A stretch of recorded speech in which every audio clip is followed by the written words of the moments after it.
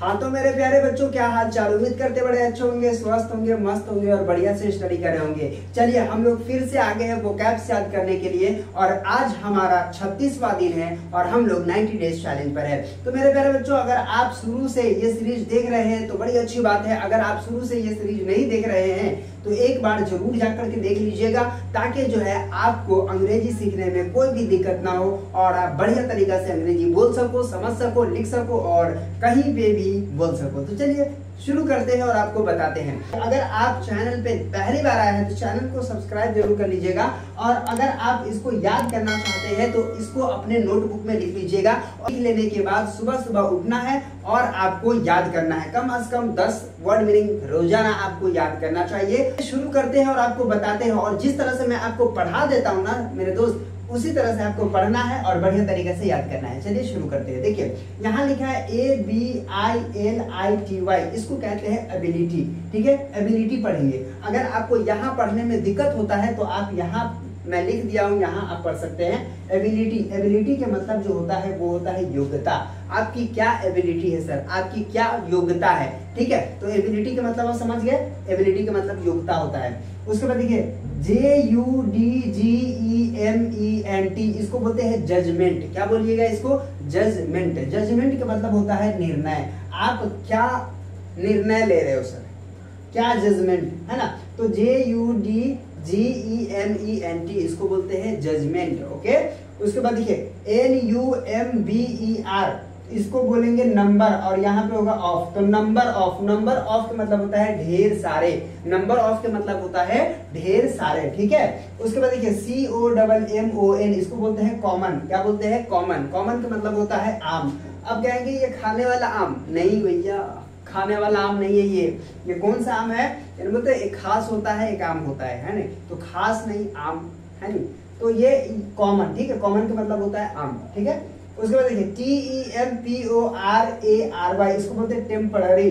क्या बोलते हैं? टेम्पररी। टेम्पररी का मतलब होता है क्षणिक, अस्थायी, थोड़ा देर के लिए, क्षणिक, अस्थायी। ठीक है, मेमोरी जो होता है आपको बता दूं, एक होता है टेम्पररी मेमोरी, एक होता है हार्ड डिस्क कंप्यूटर में। ठीक है, तो जो टेम्पररी मेमोरी होता है, जब तक लाइट होता है तब तक तो चलता है, तब तक तो काम करता है। जैसे ही फटाक से लाइट खत्म, सब कुछ खत्म। और हमारे में क्या देख लीजिए, हम लोग में भी इसी तरह से कुछ काम करता है। 10 लोगों से हम रास्ते में मिलते हैं लेकिन किसी का चेहरा याद नहीं रहता, लेकिन अगर कोई जान पहचान के मिल जाता है ना, आप उसको बार बार देखे हुए होते हैं तो आपका दिमाग सेट कर लेता है कि हाँ फलाने आदमी को मैंने देखा था। तो ये टेम्पररी होता है, ये थोड़ी देर के लिए होता है, क्षणिक होता है, अस्थायी होता है। ठीक है, उसके बाद देखिएगा, इसको पढ़िएगा। बहुत सारे लोगों को इतना बड़ा वर्ड मीनिंग याद करने में बड़ा दिक्कत हो जाएगा। ठीक है, तो किस तरह से पढ़िएगा, देखिए SLEEP, तो ये हो गया स्लिप, इसको क्या पढ़ेंगे? स्लिप। और NESS, तो इसको बोलते हैं नेस।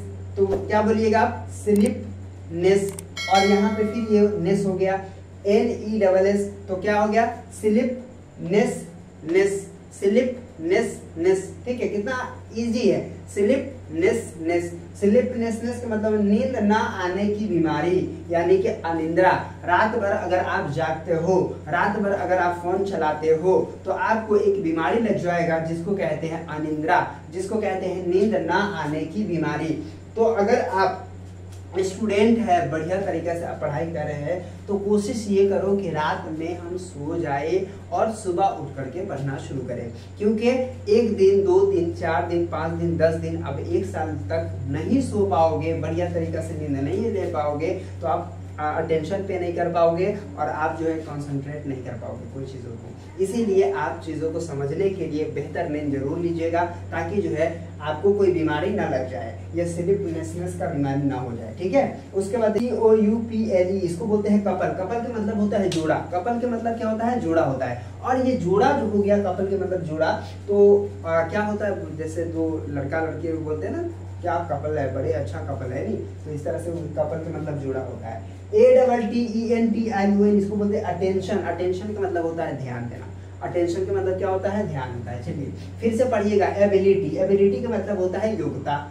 जजमेंट का मतलब होता है निर्णय, नंबर ऑफ का मतलब होता है ढेर सारे, कॉमन का मतलब आम होता है, टेम्पररी का मतलब क्या होता है क्षणिक, ठीक है, अस्थायी, स्लीपनेसनेस, तो स्लीपनेसनेस का मतलब होता है नींद ना आने की बीमारी, कपल का मतलब होता है जोड़ा, और अटेंशन का मतलब होता है ध्यान, ठीक है।